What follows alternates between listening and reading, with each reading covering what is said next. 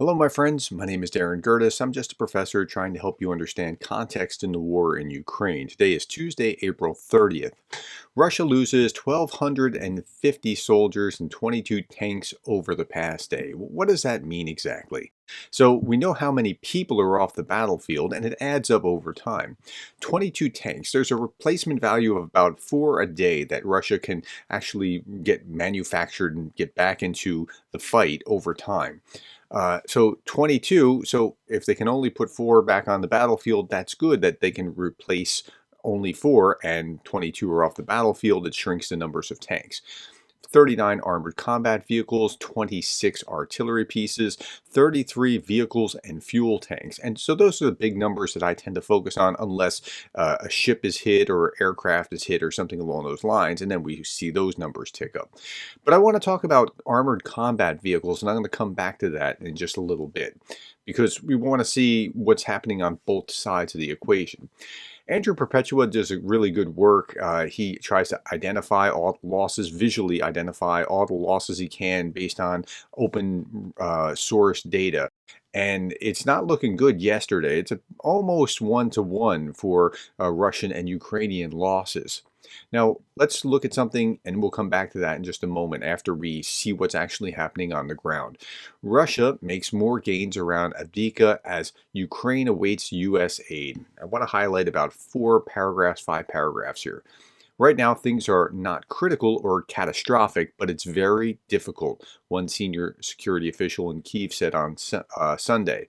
According to the Institute for the Study of War, the Kremlin is seeking to exploit a window of opportunity before U.S. assistance is delivered. Is it coming? Yes. Is it on the way? Yes. Has some probably arrived? Probably. But it's not all there yet in a way that they can meaningfully use it to take the fight to the Russians. Security officials believe that Vladimir Putin's original war aims are unchanged. More than 2 years after his full-scale invasion, they include seizing the cities of Kyiv, Kharkiv, Odesa, occupying Ukraine's southern Black Sea coast. They assess that Russia will not be able to storm Kharkiv, a city of more than 1 million people close to the Russian border, but will continue to bomb and threaten it. And they don't necessarily even want to have it, they just want to destroy it.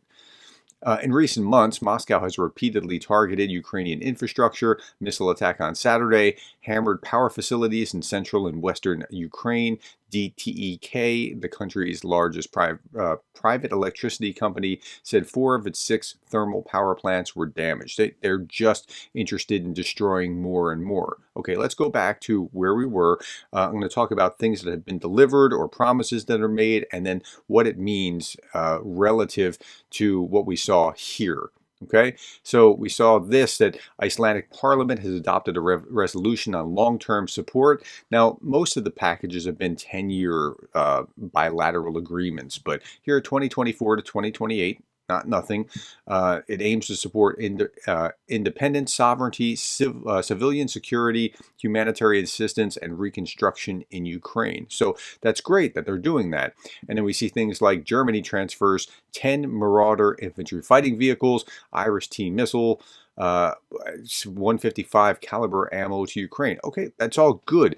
But what does it mean, 10 Marauder infantry fighting vehicles?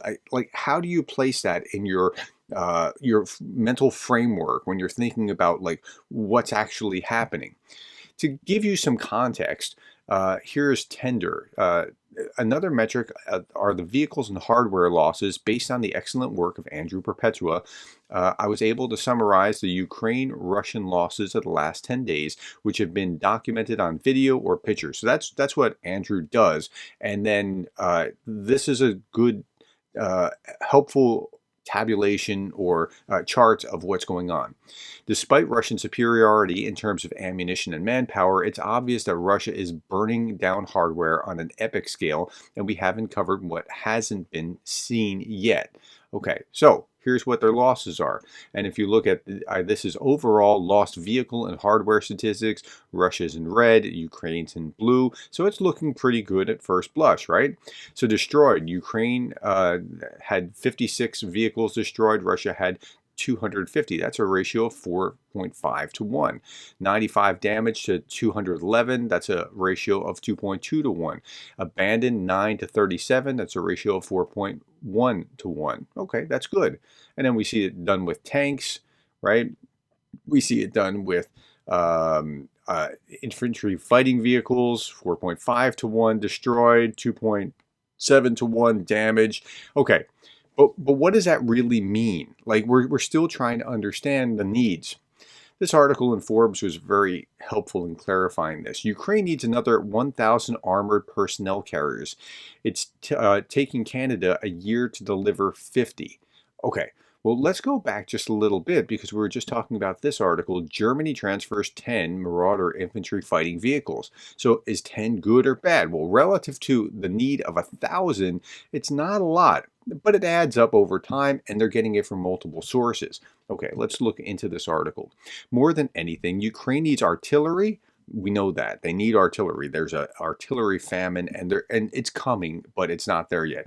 Air defense, we know that too, right? I mean, that's why the infrastructure, the energy infrastructure is being so damaged. And fresh infantry, we know that as well. They need to mobilize more soldiers for its battered combat brigades. But in fourth place, armored personnel carriers, that's infantry fighting vehicles. Any APCs are better than no APCs, but a few hundred APCs would be much better than the 89 Bisons, also known as armored combat support vehicles, that Ukraine has been getting from Canada for more than 2 years. The 50 new Bisons, enough for another battalion, are taking very long time to reach the front line. From pledge to delivery, it will have taken Canada a year to supply 50 APCs. From that same span of time, the Ukrainians will have lost, at the average rate of around 500 APCs and infantry fighting vehicles. Okay, so Canada's supplying 50, but they will have lost 500. Again, they're getting it from multiple partners, but the need is pretty significant. Since Russia widened its war on Ukraine 26 months ago, Ukraine's allies have delivered around 2,000 personnel carriers and fighting vehicles. Subtracting the 1,000 or so APCs and infantry fighting vehicles that Ukrainians have lost, that's the problem, right? I mean, they've lost a lot. And the problem is that since 2022, Ukraine's armed forces have roughly doubled in size. Add 2,000 donated vehicles and subtract 1,000 lost vehicles, and you get a 1,000 vehicle shortfall. Ukrainian commanders knew this would be a problem. Quote, "We need everything, but IFVs, infantry fighting vehicles, are probably the most urgent need that we have," an unnamed officer in Ukrainian's mechanized brigade told Foreign Policy earlier this year. Okay, so that's to give you some perspective of what's going on there. Today is the day of the Border Guard in Ukraine, and the Defense Ministry is saying thank you to the Border Guard. The Border Guard play a dual role. They guard the border, keep people from slipping out, but they also play a legitimate military role and have been playing a much more powerful military role since the invasion. It's kind of like the Coast Guard. Coast Guard will go up and down the coast and make sure that things are, rescue operations and people aren't being stupid and have the licenses, but in a time of war, the Coast Guard is actually militarized and able to fight. Okay, Ukrainian border chief says that 30 people have died trying to flee the country. Now, it's not a huge percentage, but that's not nothing either. And there are those, they stop an average of 120 people at the border every day because they cannot produce evidence of the purpose of their trips. So the Border Guard are busy and they have a productive function. Okay, let's switch gears again. Drone footage shows Ukraine's Harry Potter castle in flames after a Russian missile attack video. Not actual Harry Potter, obviously, but it kind of looks like that. So what did the Russians hit here? Firefighters in the Ukrainian southern port city of Odesa battled a blaze in a private law academy. This is a law school. That's all it is, after a Russian attack.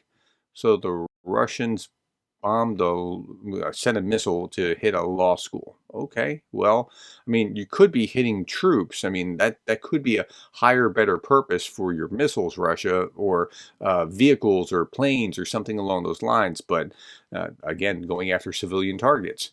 Here's another one. Russian missile strike yesterday on a busy seaside fitness promenade at peak time in Odessa, using cluster munitions for maximum casualties. It's purely genocide. There's nothing military for miles around. And this is the way that the Russians roll. And it's almost to the point like where we're like, yeah, of course, they're hitting civilian facilities, and that's what they do. It's called a war crime. Okay. Ukrainian missile strikes reported near Jankoy, Russian-occupied Crimea tonight. Russian air defenses are active with reports of multiple explosions. In fact, they hit multiple places across Crimea last night as well. So, but again, they're attacking airfields and things along those lines, things with military significance. Okay. Ukraine is building underground stores, and I've wondered about this myself. Like, how are they going to protect the F-16s once they? I mean, that Russia would love, as soon as they hit an F-16, it's going to be paraded through RT and TASS and Pravda. So they're building underground stores and bunkers to protect F-16s as the jet's arrival moves closer. So F-16s are on the way, and they're creating the effort necessitates proper preparation of their basing locations. It involves substantial costs, including underground shelters and bunkers. Therefore, the methods are being developed of how to best deploy them. So they have to figure out where they can put them, where they're going to be safe, and that's what they're working on right now. F-16s are almost here.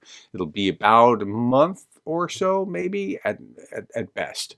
Okay, last thing, since we're about Odessa. I saw this a couple of days ago, a new art object by Odessa sculptor Mikhail Riva installed in front of Odessa City Council. A glass frame is decorated with bullets Russians shot at Ukrainians. The work is called Epiphany, but it can also be translated as insight, an eye-opener. And yes, these are bullets decorating the glass's frame, and this stands outside of the Odessa City Council building. Okay, that's all that I have. Thank you for your time. Thank you for the likes, the shares, the subscribes. Thank you to my patrons, and thank you for being the kind of person that cares about Ukraine.